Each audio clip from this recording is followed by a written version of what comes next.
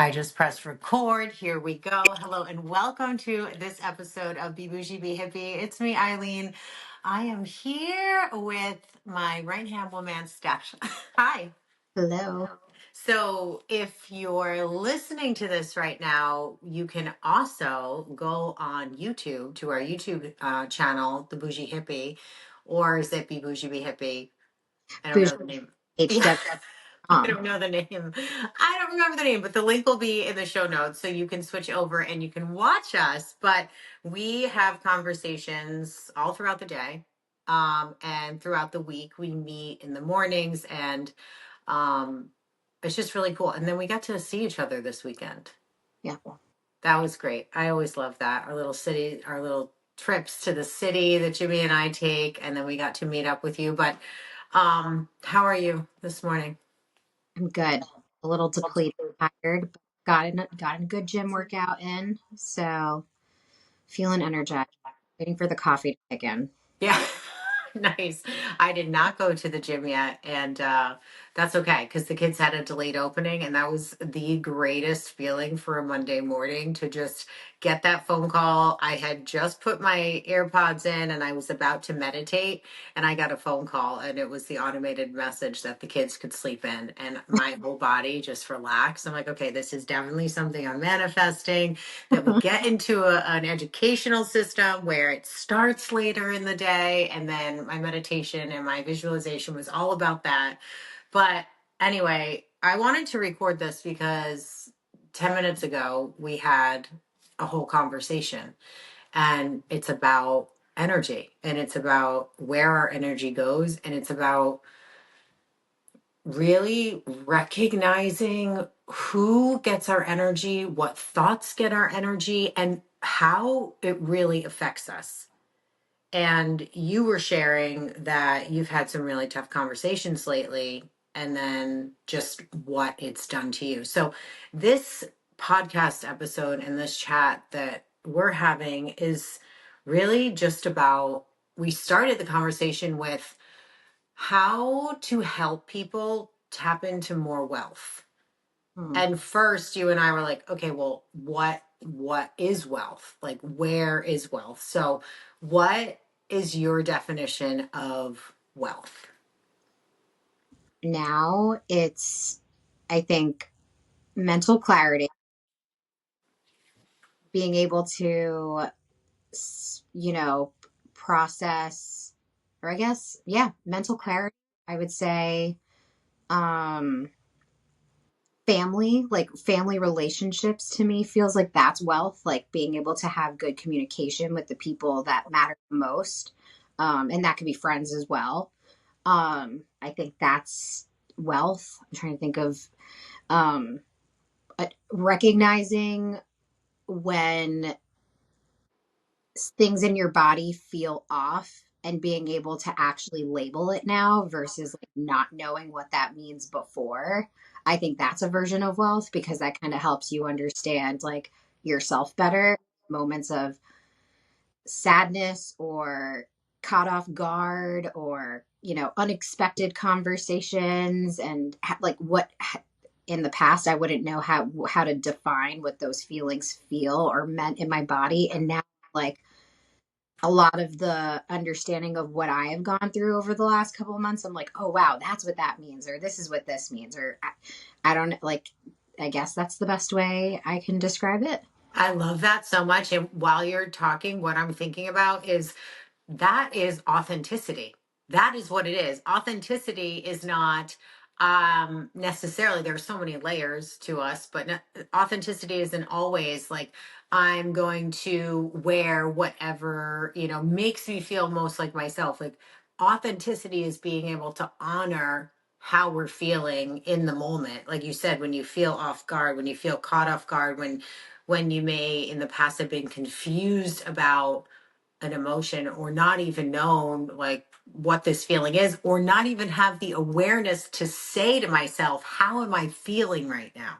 Mm, That is, mental health is wealth. mm, Coming from somebody who has lived in crack houses and who had no clue. And it's so beautiful to hear you. And then you also sent me the most beautiful text the other day.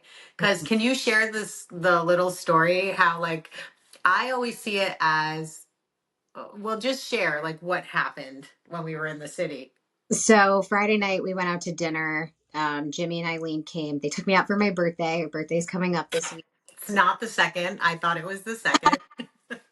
February, the whole month. It's a birthday month. But they came out into the city. We had dinner, and then we spontaneously got tickets to a comedy show, and someone was selling tickets on the side of the street. And Eileen just, went right up to the guy, was like, all right, we'll get 3 tickets. And then he was, saying like, all right, drink minimum, giving us like a rundown of everything we need to know. And then Eileen's like, that we don't need, that's all right, get to know. And he's like, oh, like kind of cracking jokes like, oh yeah, you guys want to drink or whatever. And then Eileen boldly said to him, I'm 13 years sober. And that was like a moment for me, like, that was so badass. Like, I wish I could say that. And I can't count the days anymore. I've lost count, but I'm over a month of being sober of no marijuana. And that was something that was so prevalent in my life for the last couple years. And so it's been so nice. I mean, it's only a month, but like, I can't wait for one day that I can say years, 13 years, 10, 15 years, 20 years. And then that got me thinking, I also want to be like sober totally. Like, I love the thought of being healthy, clear, and like it not feeling a certain stigma because like people think that you have to drink to be fun or cool or whatever. Like, it was the coolest flex to have you have said that in front of me. It was just like a moment that I won't forget. The guy was even, oh wow, good for you, like congrats, that was awesome. And it was just met with such like, just like wow, like honor almost. And like that got me thinking too. For me, I want to define what my mission is, why I want to be sober. And I'm 33. I'm now no longer, I was engaged. I thought I was going to be married. I thought by now I'd be trying to have a baby. And now that I'm not, I want to be totally healthy. And if I have the opportunity to carry a child, I want to at least give myself the eye to be as healthy as possible to have the opportunity to hopefully have that in my future. I like that's something I pray to God all the time. I hope I can carry a child. But if I don't, then my alternative would be adoption. And I want to have a kid, no matter what form that is. I want to have children. And I want to at least live a long life for that future child, whoever that future child is going to be. And so like at that whole thought sparked just by hearing you say, I'm 13 years sober. And I was like, damn, that's so badass, like to say that. But there's so much more to it than just to say it. And little did that guy know, but like it was just something that it just unlocked this whole like thought of like what I think is so important about that. So yeah. Everything you're saying, like, here, I love that because I do that. I think there's a part of me that says it because he had said it's the authenticity, it's the wealth of authenticity. Because he had said to us, because he was like, you just so you know, like when you go to a comedy show, well, first you were like, how did you know that guy's not going to scam us? And I said, well, I read his energy. Like I read his energy first. Like I energetically looked him up and down, and I was like, this is good people. Like I can go up to this person. Like he had that pure, he had clear intention in his energy. So when we talked to him and he was like, I said, there's 2 drink minimum. And I said, okay, do you have non-alcoholic options? He was like, what are you doing dry January? And I was like, Yeah. oh, more like 13 years. And then that's when he said, that's what's up. But I loved how my authenticity, when people are authentically themselves, it pushes a button within people, a good button that up spirals this determination and motivation in other people Mm, to want to be the most authentic version of themselves. And what you're talking about right now is the core essence of manifestation. mm, That's what it is, because it's not, like you said, you were engaged. You thought you were on this trajectory of this is where I'm going. This is going to be my person. Okay, great. A few months after we get married, like we plan these things.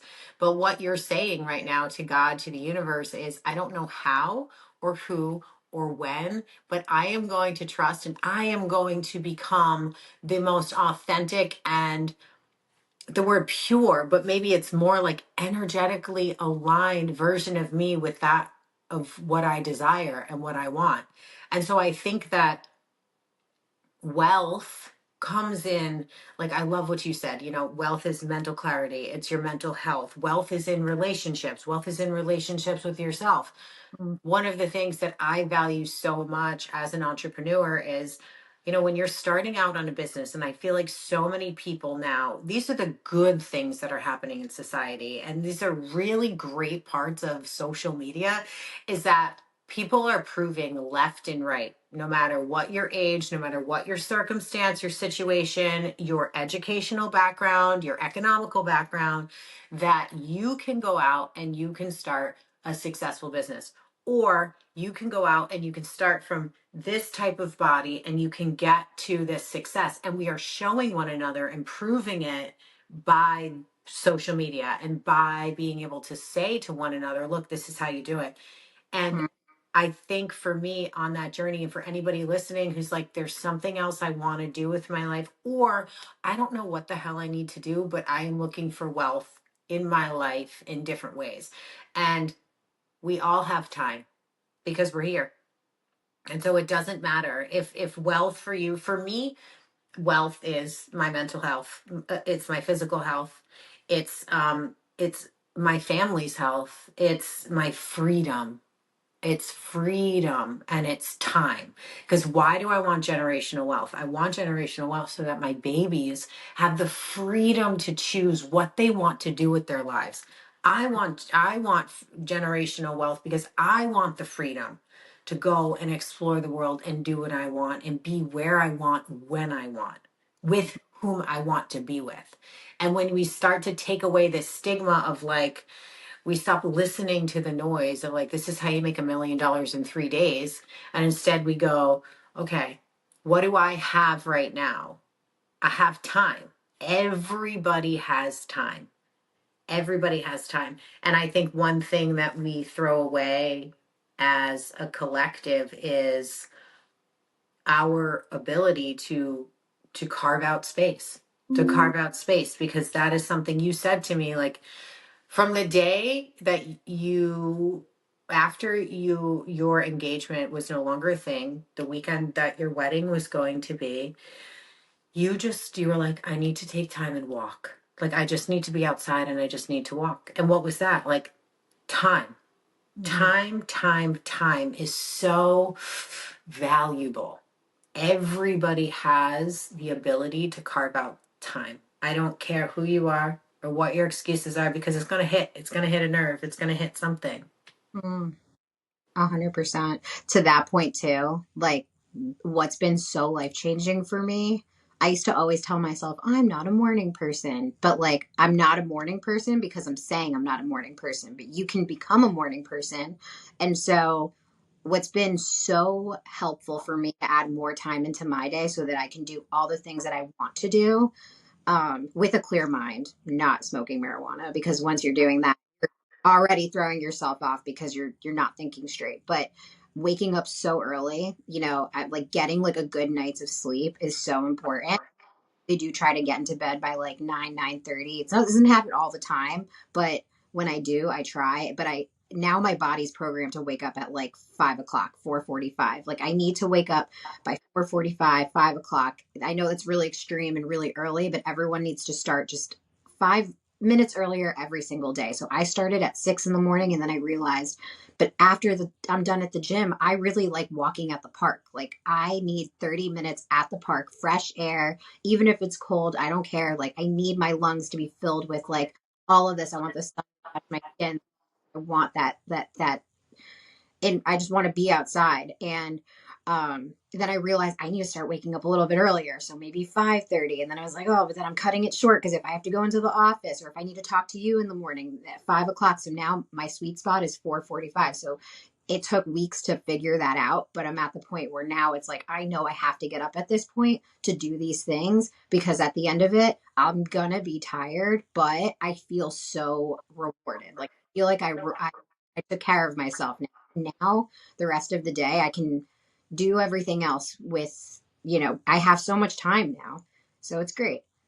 I love that. I think that this is also because there's so many moms, and I remember being a mom of two babies, 18 months apart, tandem breastfeeding both of them.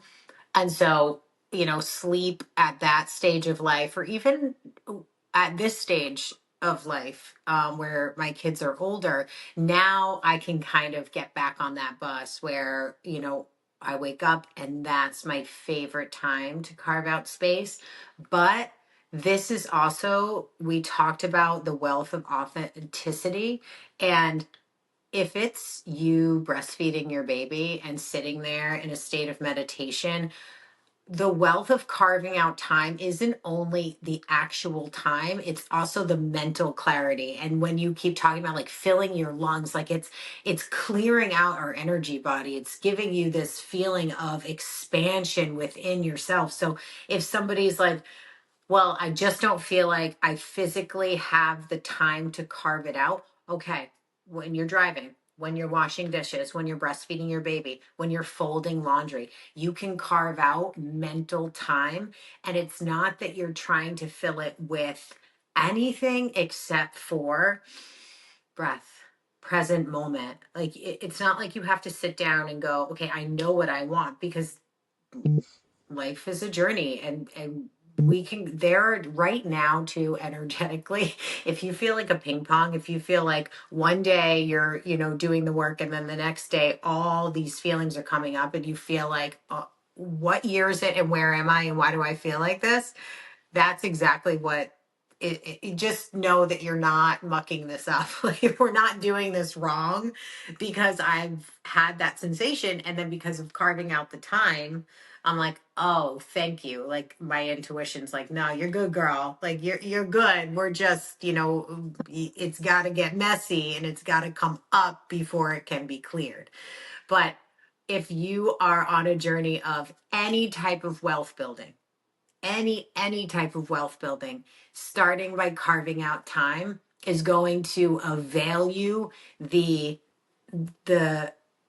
the tools, the muscle. It's going to strengthen the ability to for clarity and authenticity to taking a next step.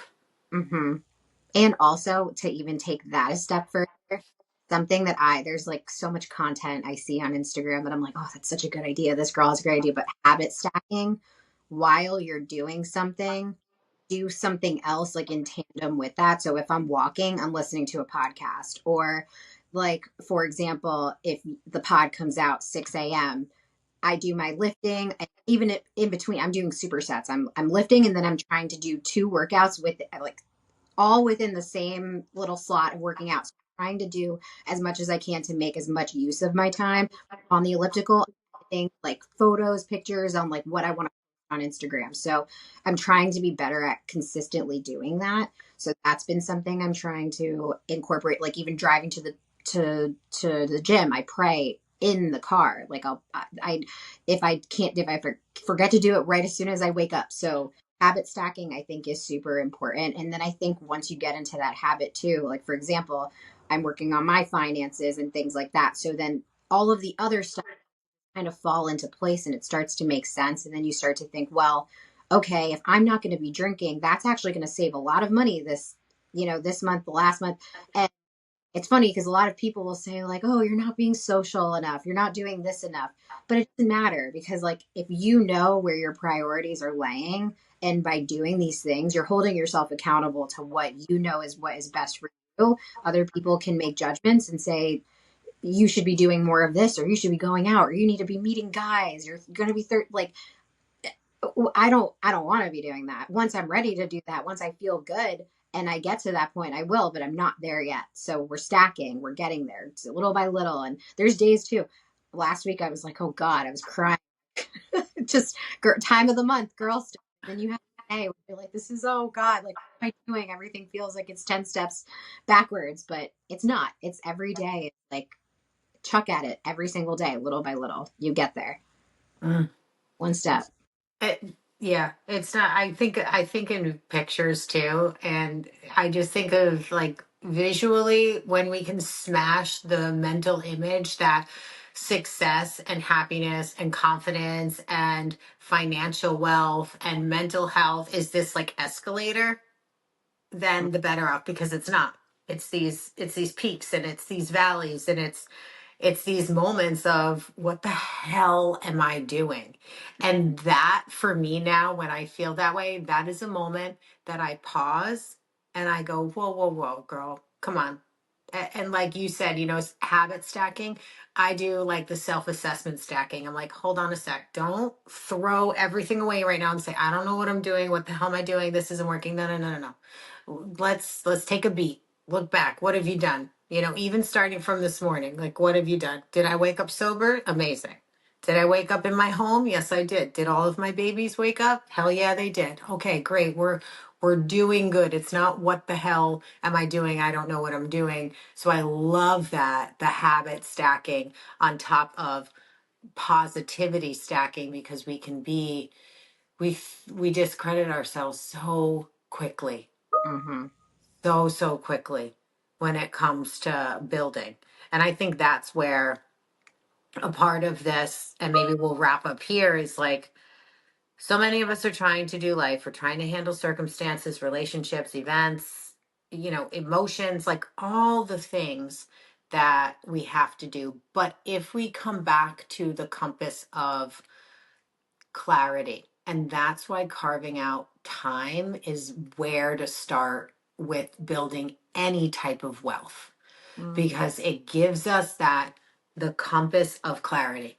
It gives us the compass of clarity. If I can sit there, like you and we talked about, this energy depletion. And the more you get aware of your energy and who you are, and you recognize your energy, you naturally are going to recognize other people's energy, how other people's energy affects you, how other people's words, intentions, manifestations affect us. But if you come back to the clarity of your anchor, okay, what am I doing? And it can be so broad. I am I am creating more happiness in my life. Okay, cool. I've got my anchor right there. How did I do that? I took 15 seconds and I carved out time to reset and recenter and realign with who I am. And I think that if people started to carve out the time for you, you found your sweet spot. It's 4:45. I love, love, love, love, love, and it changes for me. But in the summertime, when the sun is about to set, I call it fire sky, Mm-hmm. and you can feel that heat, and it's kind of dewy out, and like the nighttime insects are starting to, sing their songs. Like, that for me is a moment of carving out space, and I feel so wealthy and healthy and in alignment. And it, like I said, it changes, but carving out space is, and recognizing, because we all have time, because we're here. And if you can get intentional and get honest with yourself, listening right now, okay, where in my life can I carve out moments of time to anchor into who I am and what I'm trying to create, even at the most broad place? Is it peace, happiness? Maybe it is that money. You know what? And there's no shame in that. That's a good thing. I love money. I love money because money avails me freedom. Mm-hmm. Money avails me choices. Like, there's nothing wrong with any of that. But to start on this journey of wealth, you have to be very intentional with our time. And I think you have to give yourself grace too, which I think is something that you really taught me, because you're really good at, like, just how you were just describing. If you have an idea and then you can just like totally change it, because you're just like, well, it's not going to work. I know it's not going to work. So we have to do it a different way. And I'm such a perfectionist in the way that, like, I'm very like specific. Everything has to be like, I'm like ADHD in that way. It has to be like this way. Like, I'm very rigid. And so, like, once you remove that as well and you just give yourself grace, like, okay, maybe last week I didn't go to the gym every day in the morning, but I went after work twice, and whatever, that's okay. Like, or maybe I didn't go at all, but that's also okay. Like, take your wins. Like, I went to the gym last week 3 times. Okay, great. And I gave it my best effort. And that's okay too. Like there's going to be good days, there's going to be bad days, but you have to like learn how to give yourself grace, and you can't dwell in that either, because then that totally sets you back. And then if you sit in that, that removes your whole mission on wanting to progress and be better. Like we're human, it's okay. Yeah, I love that you said that. I think that the collective good news is if you're listening to this podcast or watching this podcast, or if you've done any sort of intentional work on yourself or thought that maybe there's room for change in my life, you're doing good. Like you're doing all right. If there is even an ounce of self-reflection and awareness, like you are on your way. Mm. Oh, I love this. I feel like we should just do this more often. Yeah, this is a good one. Oh, I hope the audio comes out too. But hey, we're going to give ourselves grace, and if it's not perfect, it is what it is. But I hope that you listening, that you've enjoyed this.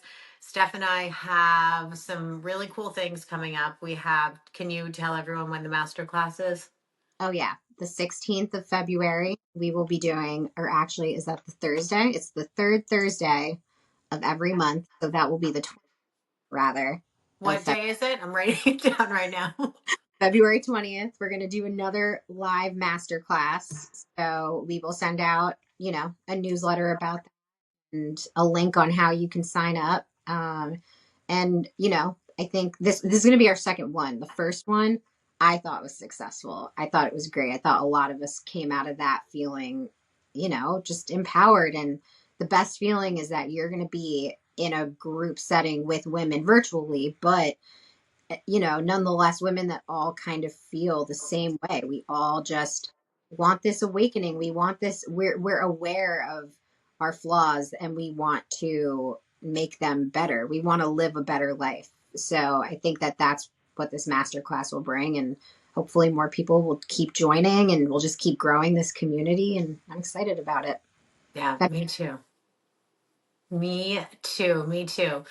Oh, amazing. Thank you so much, Steph, for being here always. And thank you for you who are listening or watching right now. If you've enjoyed this episode, please take a second and leave a positive review or leave a 5-star review, or send this to a girlfriend, a friend of yours that you know would benefit from the conversation Steph and I just had.